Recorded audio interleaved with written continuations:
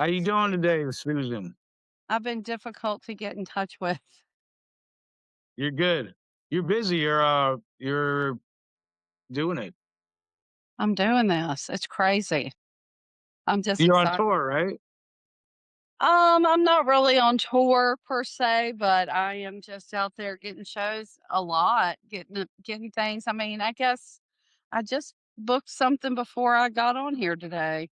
Nice. At a theater in West Virginia. And I'm pretty proud because I'm doing it all by myself. I don't have any help or anything. So Yeah. You don't have a team? no team. It's just me. I'm so new. I'm pretty Uh, new at this, so I mean, comedy is one of those things where you can literally start from scratch, and build your way up and learn at the same time, and then just grow. Or you can stop. It's like up to you. Like, that's right. so it's pretty up to you. It's pretty punk rock of a scene. Well, are we record is this recording for your show now? Yeah. Okay. So, I've got a story, I'm Oh, 53. So, okay. I started really late in the game, and, I only do clean comedy because Cool. I feel like it's been a God-given thing for me, and I am a Christian, and so I only do clean comedy. It's funny, I'll say to people, "I know my last name, you think I probably do dirty comedy, but don't be fooled, I only do clean comedy." So, I almost died about 2.5 years ago. Wow. I was in the hospital. I went back I had been driving for a visually impaired teacher who taught visually impaired children, and, I said, "I've gotta get off the road because I was driving sometime 600 miles in half of a week. I work 3 days a week. Oh, And so I took her all over the state of Virginia. I'm from Virginia. Took her all over Virginia to try to teach children that were visually impaired. And so I got a job in a school system, as I am a certified teacher, or I was certified. Um, so I got a job in a school as a reading specialist substitute right at Christmas time. So it's 2 weeks before Christmas. I was in a school with 600 kids, and I got the flu the second day I got there. holy crap. Yeah, so, but I just kept trying to work because they said, "Well, if you don't have a temperature, you don't." I mean, you know how desperate schools are for good people to be there.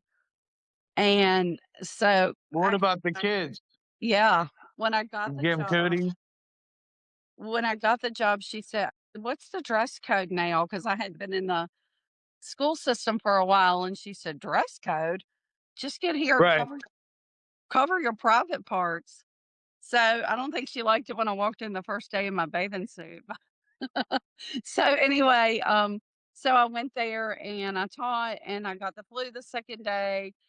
So, I kept trying to work. I mean, I missed a little bit here and there, but by the next to the last day before the kids got out, I could barely breathe. I could barely talk. Luckily, I had fourth graders at the end of the day, and we were doing a Christmas book, and I had them just pass the book around the circle and take a page because I couldn't even read. So I went to Damn. the hospital. They sent me home. They said, "You got the flu, go home." So 2 days of this, like trying to fight it myself, went to an urgent care. They said, "Go back home." I finally went back to the ER. And when I got to the ER at that point, they took me back and started working on me like you see in in a movie. And the respiratory therapist wouldn't leave my side. And he said, he was hitting me with every level of oxygen. And he said, "If this doesn't work, we're going to have to intubate." And I said, "No, Wow. no, you cannot do that." And he said, "If you want to live, you don't have a choice." Right. So sometimes my voice is still a little crackly, but after 6 days in the ICU, they pulled out 4.5 liters of fluid on my right side, dropped a camera down my throat to look at my heart, blew out about 6 IVs. They had to pick line me. At 50 years old, I'm laying in a hospital bed thinking I'm not going to make it. So I asked the Lord what else I could do as a platform to get out there and tell more people about Him. And I've always been funny. And I guess it sparked me as to say, we don't know how much time we have left. And let's do what we wanna do in our life. Let's make those dreams happen. And so I just after I got off of oxygen and I waited a little bit till I was fully recovered, had my energy back. So last summer, I took a comedy school class for 4 weeks, and at the end of the comedy school, we did a show. Well, they told me, "You only get 3 to 5 minutes," and I said, Right. "I can do 12 minutes," and they're like, "New comedians can't do that much," Right. Susan. No. It's gotta be tight set. So I got up there and I practiced and I did 12 minutes, and they said, "If you can get it to a tight 10, you can do 10." So I did 10 on my first show, and we sold out the little theater at 158 seats. 125 were my friends, I think. Nice. I have a lot of friends. I'm very friendly. I'm one of 8 kids. I don't meet a stranger like my dad. So, we sold out the theater and everybody kept saying, "What are you doing next?" Well, I didn't have anything next, but God had plans that I didn't know about. And so I said that night when I was getting ready, "Lord, if you have anything else for me, I'm ready to do it." And so then I got invited that was on a Friday. So on Monday, I got invited by a local theater director to sit down and talk to her because the show I did, the set I did is called Fat Lives Matter. And it was about, being a thick chick in a not so thick chick world, and it was about fat shaming in the '80s. So she Oh, said man. yeah. So I grew up in the '80s, it was about fat shaming in the '80s, Yep. where I'm from the '80s, where nothing could be big except for your hair, and Right. so, she had me come in and she listened to my story and she's like, "I want you to be in this theater, I want you to do your show." And I said, "Listen, I've only been on the stage for 10 minutes. I can't do a whole show." And so, I called a friend of mine who had been a comedian for the past 20 plus years in New York. We graduated together and I was the class clown. And I thought, well, if he can do it, I can do it. So he said, "I'll come down for you, Susan." So I opened for him on January the 17th this year. My first paid theater show, 387 people. Wow, no pressure. No pressure at all, and I did 40 minutes on a stage. That's crazy. So it turned out phenomenal, everybody loved it, and I went up and opened up for him in New Jersey. And so I've done about 2 more theater shows, but I've done a lot of other venues. I think I've been up now about 28 times. Wow. Do you do, like, anywhere, or do you just do I mean, do you do secular places or Yeah. just religious? Yeah, Okay, so I've cool. done breweries, I've done bars, I've done Nice. restaurants, I've done, let's see, comedy clubs. I have a comedy club. There's a local well, it's kinda local, it's about 45 minutes from me. I mean, I live in a little area, we don't have a lot here. I mean, somewhat, it's all At least drivable, I mean, at but, least you can drive to places, though. yeah. You can commute. But it's different it's not a comedy scene like New York or Boston or LA, like, I can't go out like, I have some other comedy friends, like, that I've talked to, they're like, "Well, go out as much as you can and get on the open mics." We don't have a lot of that, you know? Do do you, are you close to DC? I'm about 3 hours from DC. Can you, can you do DC, like, once in a while? For, like I went up to that area to do a show in, Taco Rock, believe it or Nice. not.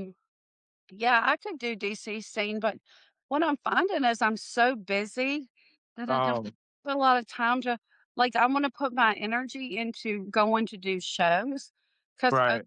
mics are not paid at all, but Right, no. open mics are where you network and you meet people, so it is Right. so I have some on my list. There's, a couple around me, and we started a new one here in my area.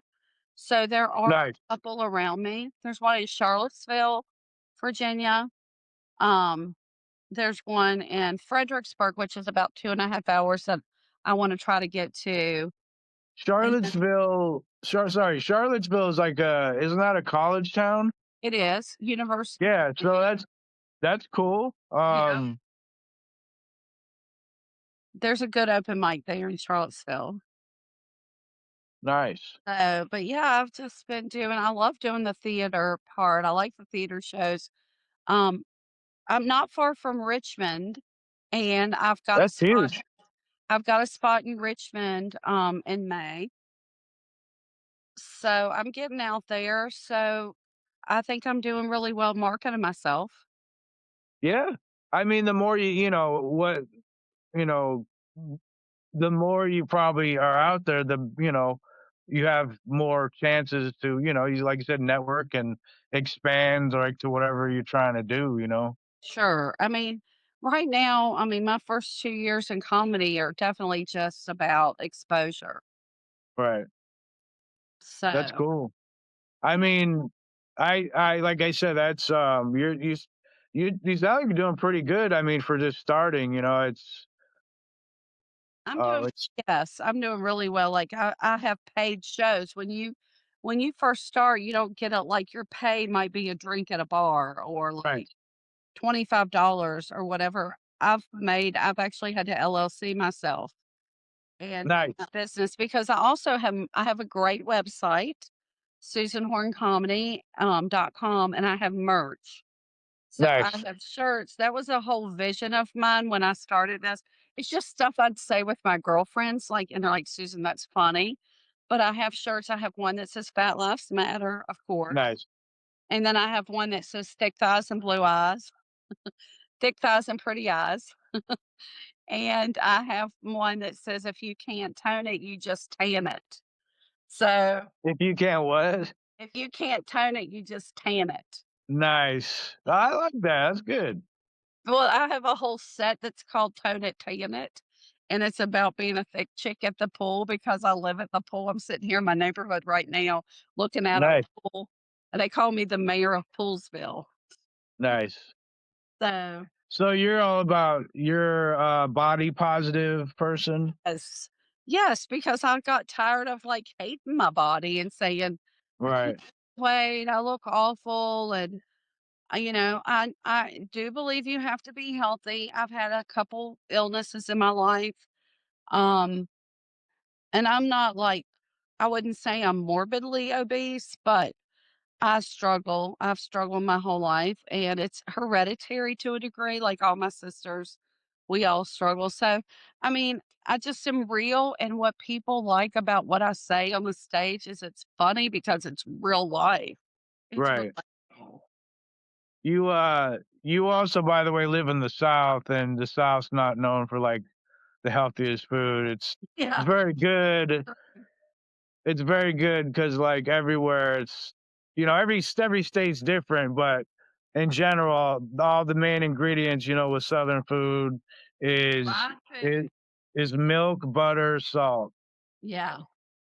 and it all tastes good. I mean, it's just I'm from Chicago, and it's like, I got a health scare, and so I wanted to eat better, and it's not easy, like, Not easy because you get hungry, and then I talk about everybody you gotta eat like it's a big push for protein, and I get it because we do need more protein, and if you do eat protein, every you don't get as hungry, but, Yeah.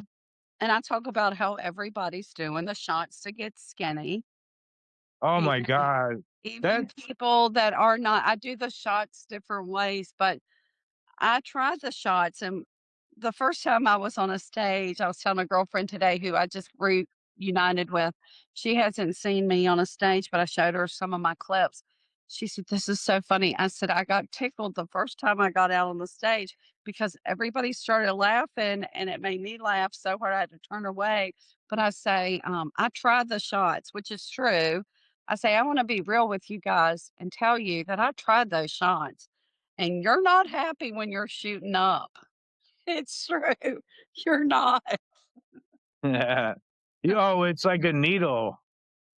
Yeah. Oh, yeah, I couldn't do that. Yeah, it's funny you mentioned that. I used to work at a grocery store, and You have customers coming and especially a lot of women. And I started to realize like, oh, okay, so you start to notice like, okay, some people are like extremely thin where they get a like I don't know what you watch, but there's characters like on the show South Park. There's a character who's a counselor, and his whole body's real skinny, and then his head's real big.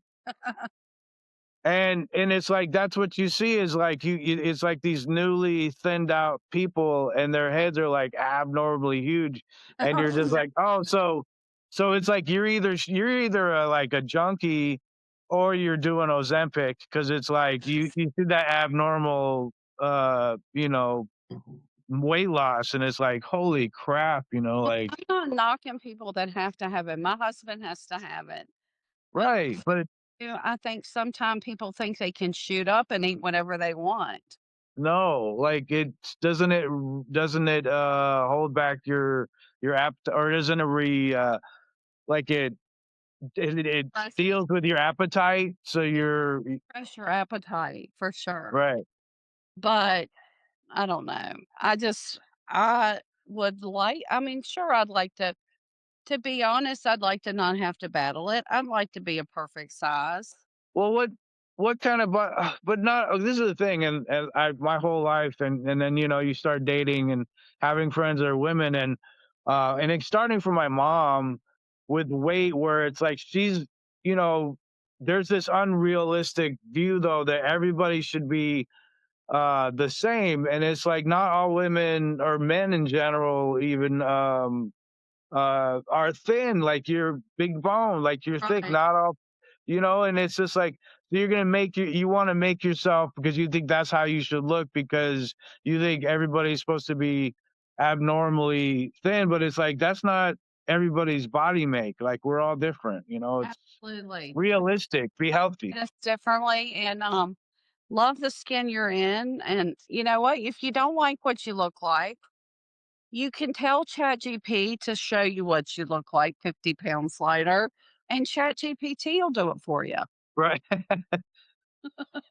You do like a vision board and just put Yeah. up your picture and be like, there you go.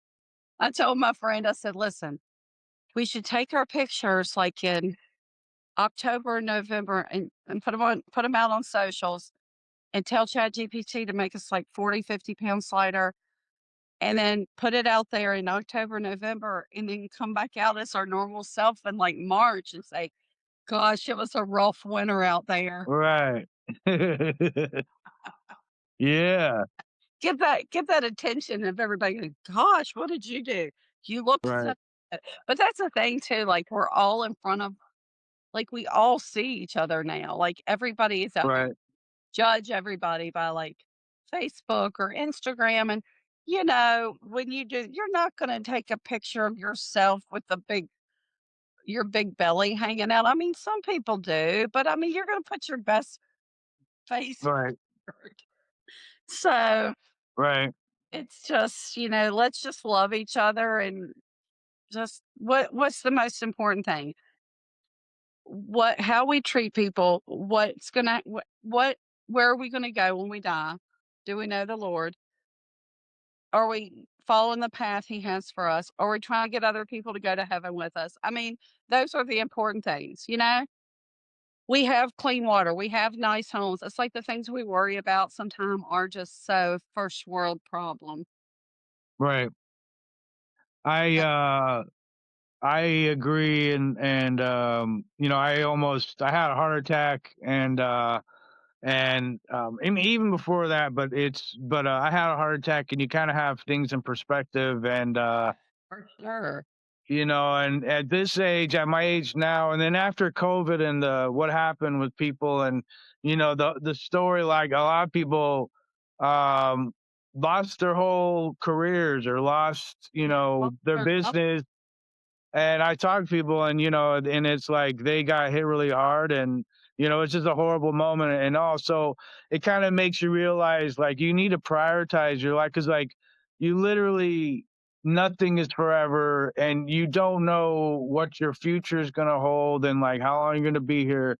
and like all the people in your life. And when it comes down to it, like I got two granddaughters, and I got my wife and her family, and like my mom died, my son, my youngest son died, and you just start to think about shit, and it's like, I like things, and I'm not poor per se, I'm not starving, and so I'm pretty appreciative, and I don't, I would. I'm glad I'm not like, filthy rich and gross. Like I want to be around people. I like people, and I believe that, like, and I'm not going to go on a soapbox about wealth, but I feel like people who get, because we live in a really messed up time with, as far as like people and money, because Right. it's like, even if you make six six digits, the way things are with houses and everything costing a lot, not everybody has that, and not a, and so my point is just like, if you have a roof over your head, and like, just enjoy people, and try to live your life and be a good person, and that basically, it's like, yeah, you have things like, cool, but like, what are the things that like really make you happy? Because it's like, are you that materialistic? Because that shit could go, Right. and what are you left with? Right. I'm like, Exactly. come on, like, seriously, like, Like, but you've gotta realize why we were ever created to be here. We were created, I believe, we were created by God to be in a relationship with Him, and the only thing we have here is what He's allowed us to have, and whatever happens to us, we're supposed to use that for His glory and use that to bring other people to Him, and that's what I'm trying to do. Like, I'm out there spreading light, laughter, joy, and if it gives me more people to tell about Him, I've had opportunities to give my testimony. I also speak in churches, and so I've spoken in churches. I got off the stage in that big theater of 380 some people, and I said, I'd like to give God the glory for this tonight. Jesus saved me 2 years ago. Jesus saved me twice. And because I've said that, and I've said that in other big theaters, I've gotten to tell other people about the Lord. If I had stayed on my couch and watched Netflix, and sometimes I'm thinking, this is a lot. I'm tired. I'm running around in my 50s. I could be putting, my boys are grown. I've raised my kids. I could be just sitting at home watching Netflix, But then I'll pray and I'm like, Lord, show me that this is what I'm supposed to be doing. And every time He just keeps putting things in my path, putting people in my path, lining me up with who supposed to be in line with. And I just keep going. That's all I do. And so I took a class at the Funny Bone in Richmond. I just finished that up because I felt like I was new enough in comedy that, of course, in any job, in any craft, in anything you do, you can improve yourself, right? right, And I have a lot to learn. The more with kind of like with anything, driving, reading, swimming, with comedy, it's the more you practice, the more you get up, the better you're going to get. So I did right, this class. My husband actually did it with me, which I said, "Hey, this is my thing. What are you doing here?" right. But he did it too, and, we had a show at the Funny Bone in Richmond, and it went so well, and I'm so glad I did it. It was so much fun, and I got a lot of laughs, and people were clapping because I told my truth up there, and it was really good. It was a great night. Nice. So Yeah, I I attend. We don't. I live in Juneau, Alaska. It's like it's a, I don't know, it's a pretty small place, and they had open mics at this bar, and mhm, I just, I bombed. I didn't really have anything, and I tried to be edgy and do like a political joke or whatever, and I should have yeah, just went with some, and because I appreciate, all forms of comedy, but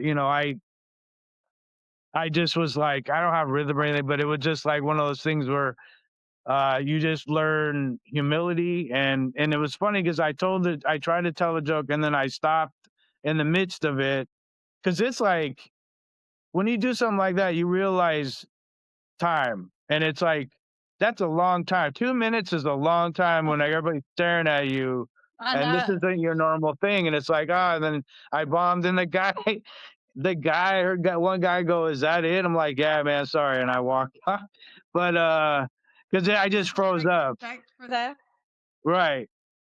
And so so yeah, it just it takes a lot, and I no, it's you have to have the special gift for that because you have to deal with the people, being in front of people, and then having the rhythm and making them laugh. Yeah, so true. It's definitely a gift, but it's also a craft, and you have to Yeah, marry the 2 together, right, and right. you have to have good material, and you have people think when you're a comedian, you get up there and you just go with the flow. No, you don't. Only one comedian, only one comedian. Sorry, I just want to say is only one comedian I've ever heard of is Robin Williams. Is the only person, and Yes. it's like he kept his cocaine spazziness when even though he Yeah, sobered up, he kept that going, and he was able because every time it's like he's the king of improv and writing the moment and never right. failing. So sad. And, Yeah, I think about him a lot, I really do. I think about, like, the people that make other people laugh, yeah, I think that they have issues too, and that sometimes they're the saddest. I think right, people that get up and make people laugh, sometimes it's their therapy. yeah, Like, I didn't have an easy growing up. I haven't had an easy life. It may look like it now because, God has blessed us greatly, and my husband has a really good job, and we have a really good life, but I didn't that's not my whole life. I come from a broken home. I'm one of 8 kids, 7 girls, 1 boy, and we were poor. I mean, my mom was a school teacher, my dad worked in a factory, and we were poor. And so it just, that changes who you are, and you appreciate life a little differently. But, I haven't had it always easy. And yeah, I know we all have issues that we carry around, and I think about him a lot. He was a great. I mean, seriously, yeah, yeah, my wife and I were both pretty upset when he passed, because then it's just like you start to recount everything, and just him, and I feel bad because like when he started to do, and I noticed some comedians go through this, like, because they come out edgy, or they're like, quote unquote blue comedians, and then they get older, and they have to work because they have to pay for shit, and when he started to do the Disney stuff and like the kid friendly stuff, I'm like, ah, man. But then he came out of it, and he started to do, like, he plays like different roles, Yeah, and and so it was nice to like see him just switch it up, and and he could to do. be diverse. Yeah. Well, go He's ahead. played a priest, a scientist, he's played a doctor, he's played uh A woman that was a man. right, and he was in Awakenings where he played the doctor who was with Robert De Niro, and he was, it's just, I mean, Good Morning Vietnam, like Do you Good Will remember his Hunting. early days in Mork and Mindy? I mean, it was, yeah, so I watched a video of him, and he was talking about how he would say things in different languages and push it, and have the censors, like, he'd fuck with the censors because 'cause they'd be, like, trying to mess with him, and the lawyers would be, like, watching everything because 'cause they're like, "Okay," 'cause everybody thought he was just making random noises, but he was actually speaking and, like, using different, like, languages and, like, and it's just like he was just, and he was high, like, he even, like, had an episode talking about, "Yeah, I'm Rob Williams, a comedian, and I'm really sad, and I get high, and it was just like it was crazy, like how that guy just blew up from Happy Days playing an alien and playing an alien. Yeah. It's like what the, you know, So a lot of comedians do become actors or actresses. right, right. It's a natural transition. Yeah, Well, maybe I'll be on TV one day. Who knows? why not? I mean, I started so late, but it's funny. I have people say to me, Susan, I think you're going to get famous. I'm like, I hope so. Let's I see. mean, if you work hard enough and you find your niche and then you promote yourself, I mean, now it's like you can by yourself. I mean, you could get your own team and you could do this, but you don't need to go to a big, talent agency or whatever. You can get your own thing, especially with comedy. Somebody discover me. I've been on a couple. This is like my third podcast. I'm just waiting for somebody to discover me. That's it. So maybe they will. I mean, it's the club. Like if you're in the clubs and you start to network, I mean, one little thing will, you know. It's really hard to get in clubs. It's really hard getting. Oh, really? Yes. It's very hard to get. I mean, it's hard to get into comedy clubs. It's hard to get in theaters. I'm lucky I've done theater shows.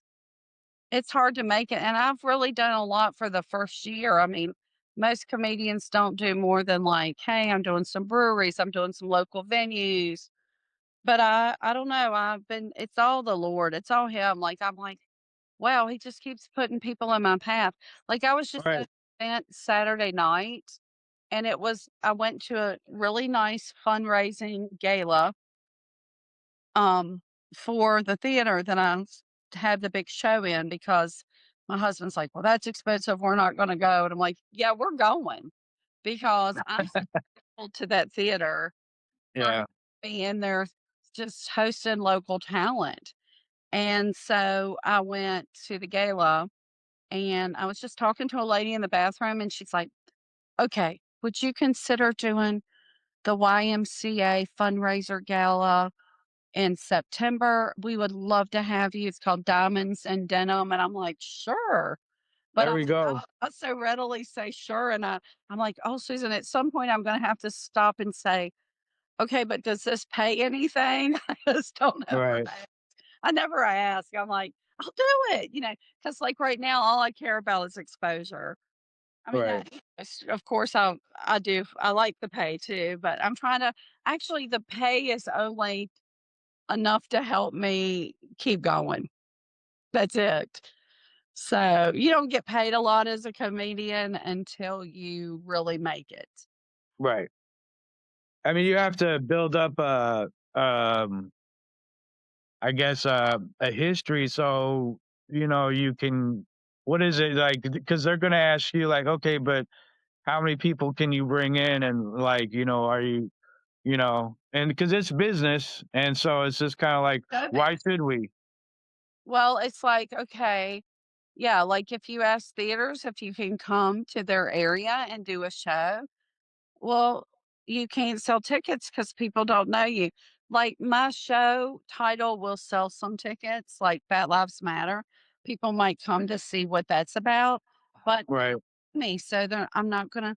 So until I really get out there, like if I got on tour to open up, if any famous comedians that are clean comedians that want me to come open up for them, like Leanne Morgan, Dusty Slay, somebody like that, I'll do it. Is there a scene Those- is Huh? there a scene of clean comedians? Well, I'll tell you about how I've gotten connected with other clean comedians. What they say, and I did not know this, is until I knew I was gonna do clean comedy. I didn't feel comfortable getting up. I'm also, like I said, I'm a teacher, and I have a tutoring and homeschool business in my house. Right. I didn't want my families to see me out there. I don't cuss anyway. Uh, Yeah. no, I'm not perfect, and I do say a cuss word or 2 here or there, but it's not in my everyday language. Right. And so I'm not gonna get on a stage and cuss. I can't talk about Jesus and then talk about dirty stuff on a stage. That just doesn't Right. go, right? I wouldn't do it. So, anyway, I found this group called the Clean Comedy Collective. It's out of Nashville, and there's comedians. It was started by, Drew Davis, who lives in Nashville, and there's comedians from all over the US in that group. If you're looking for some more comedians to have on your podcast, go out there and look at the Clean Comedy Collective and hit them up maybe. But, yeah, I got into that group and I've made some really good connections. And so, because I've met these people, I am working on a show with a lady that's coming here from Raleigh, North Carolina, and we're doing a show called the Ladies Laugh Lounge, and it's Nice. all women comedians. Another thing I need to plug is women in comedy. There are so Right. few women in comedy. Notice that. I didn't notice it as much until I got into comedy. Yeah. Then I re Comedy comedy statistically as far as like work environments is on, it's up there with like shitty conditions for women with a lot of other different types, markets of I mean, it's entertainment, but as far as like work environments and all, it's like we're kind of rough because it's a male it's still industry, you it's know? a very and it is, and it's not just dominated, but it's like, it's always been, um, just kinda shady and misogynist and, and so now you have more women comedians coming out, but, A lot of it's women still get sexualized in comedy, right, be and a lot of women I'm not knocking anybody's material. You do you. I've right. had say to me, "Susan, you seem too scripted." Then I've had people say, "Susan, you seem not scripted enough. You're not animated enough." And I It's have to just stop listening to everybody else, and I'm like, right. "Dude, I'm getting out there and doing It who I am, my but personality." And I it's think like, but it works, right? Who that's how cares? it Like, works. People feel my authenticity, I think, and my realness, and that's what works for people. But I'm not knocking anybody's material, but if and I when I was in the comedy class this past 6 weeks or whatever, I pulled one of the girls aside who's a lot younger than me, and I said, "Your stuff is really close to clean. Like, you're clean, pretty much clean." I was like, "If you really wanna get out there and do more shows and stuff, I'm gonna tell you what I was told. Clean as green. People are looking, they want clean comedy that they can go and enjoy with their whole family." So, I told her and she stayed clean and she's like, "I'm so glad you told me that.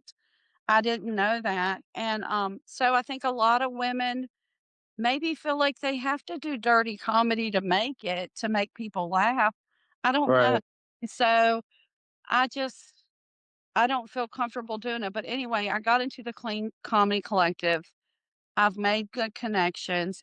In June, I'm going to the Christian Comedian Conference in Indiana, and I'm excited about that, but I've met another girl through that connection of clean comedy, of the Clean Comedy Collective, and, she asked me when I come to Indiana if I'll do a 10, 15-minute spot on a show there, so I've got in June, I have a spot in Indiana, and then I met another lady who said, "Hey, come up to the Underground Laugh Lounge in Michigan, and you can have a guest spot."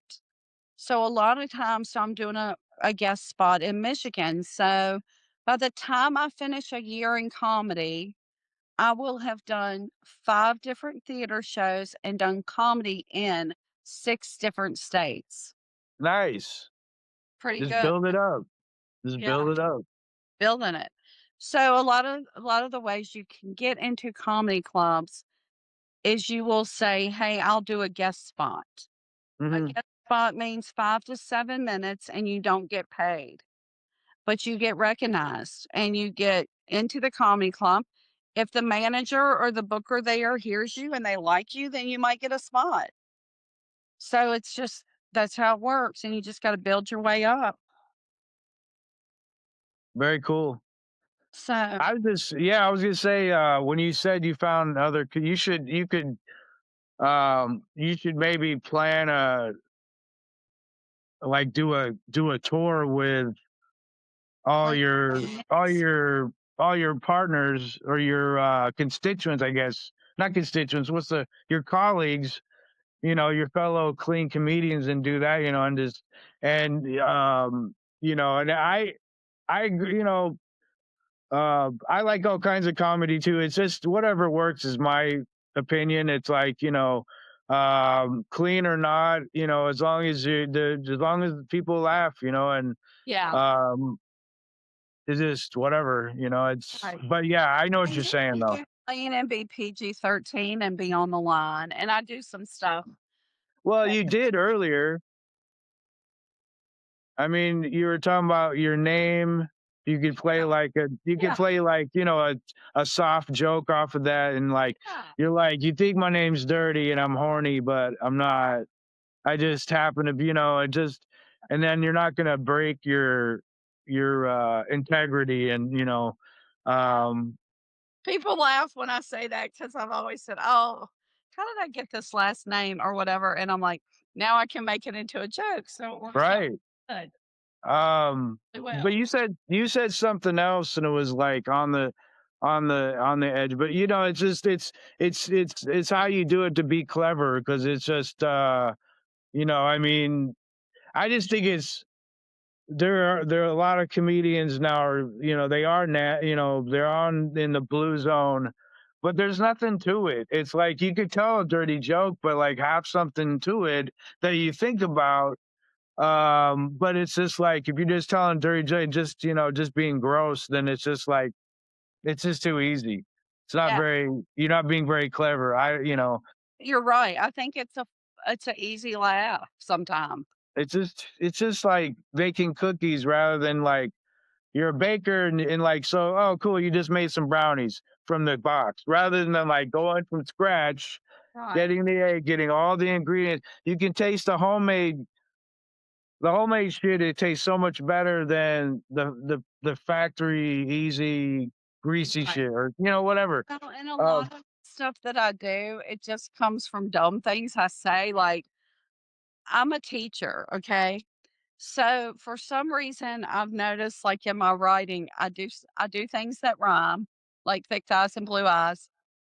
I right. do a state called Supersized World, and I talk about how, everybody else on the airplane's worried about turbulence, and I'm worried about my seatbelt's gonna click.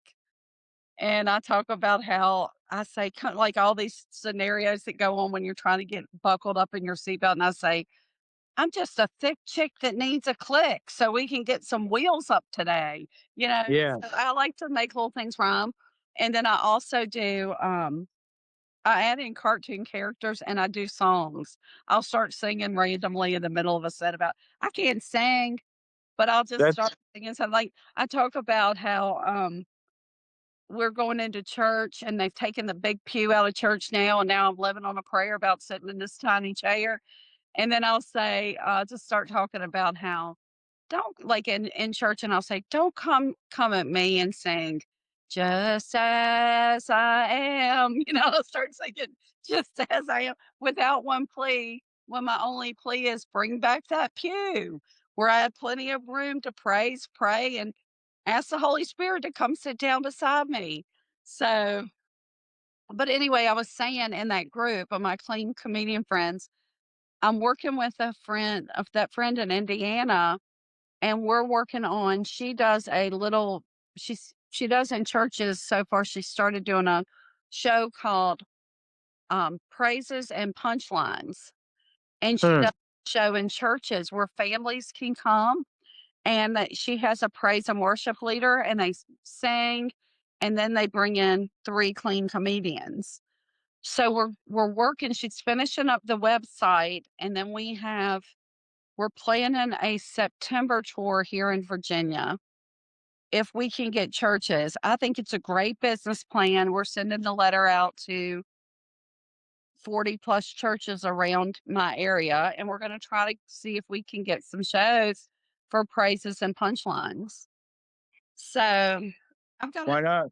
several things I'm working on. That's excuse me, that's pretty cool. That's Yeah. good.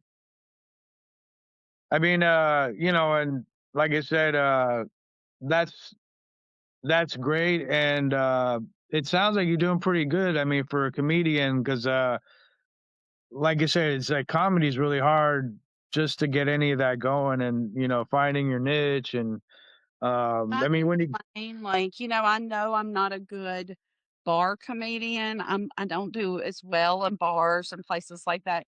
But finding my lane, like family friendly theater, churches, comedy clubs that are like the comedy club I go to here is at a resort. So it's a family resort. So families come in there. So we do PG-13 comedy. But that's my niche, it's like that kinda thing, so I know sometimes when and I just recently started doing some senior living communities. I have a senior living community on Thursday, but I did one in Richmond this past Thursday, and that was great, like, they were so sweet, and they're like my dad's 89, and they nice. ask questions, they talk to me. I do a little reception after where I bring them pink donuts and pink ginger ale, and they get to talk to me, and, Yeah, it's great. nice. Well, I appreciate you, Susan, for coming on. Yes, absolutely, 100%. Um, and I'll definitely look out for you. I see your posts and stuff. So um Are you in Ohio now or Alaska now? I'm in Alaska, Oh, okay. but Well, if you've got some theaters out there that need clean comedy, I you mean know there's churches here, there's there's churches in every town in Alaska. So you could do a little tour here. Shit. there was a Virginia comedian just out in Alaska, Dwayne White. He was out there, I saw him on Facebook, Oh so yeah.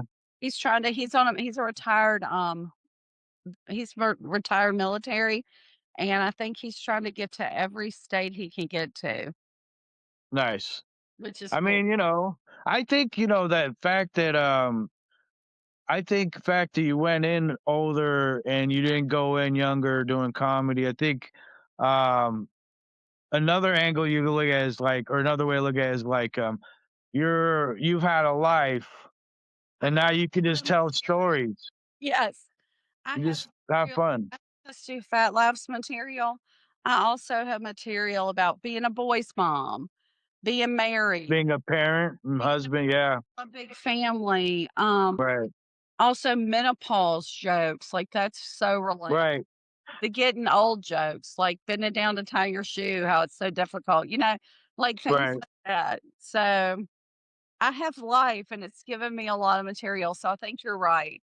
You know, It's every just everything's in God's timing, and this was his timing for me. right. But yeah, I think you're onto something because it's funny you talk about menopause. My partner from my other shows, and then sometimes this one, and my wife have both recently been talking about what they've been going through and the details of it, and it's just like there should be like that is stuff I think would hit because you know that's Relatable. that's relatable. Most women go through. So yeah. All right. Alright, thank Thank you. you. You Yes, have a good one. you Take too. care. Thank you so much, Sean. Talk to you soon. All right. Bye-bye.